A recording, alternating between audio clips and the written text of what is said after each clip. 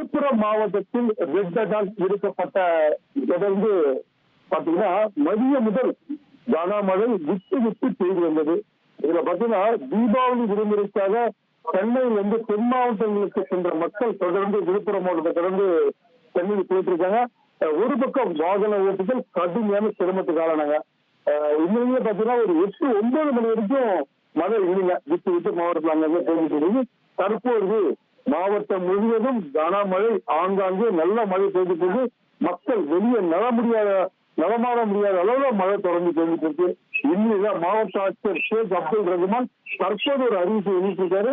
நாளை தொடர் கனமழை காரணமாக பள்ளி மற்றும் கல்லூரிகளுக்கு விடுமுறை அளித்து தற்போது மாவட்ட ஆட்சியர் ஷேக் அப்துல் ரஹ்மான் அறிவிச்சிருக்காரு. இந்த அறிவிப்பு மேலும் பாதுகாப்பா இருக்கிறதா பெற்றோர்கள் கருதுறாங்க. தொடர்ந்து கனமழை பெய்து மாவட்டம் முழுவதும் இதே நிலை. சென்னைக்கு செல்லக்கூடிய வாகன ஓட்டிகள் கடும் சிரமத்திற்கு ஆளாறாங்க.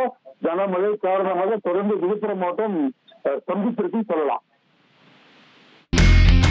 இனி செல்லும் இடமெல்லாம் செய்தி. தந்தை டிவியின் வாட்ஸ்அப் சேனலை ஃபாலோ பண்ணினா செல்ல இருக்கும் இடமெல்லாம் செய்தி.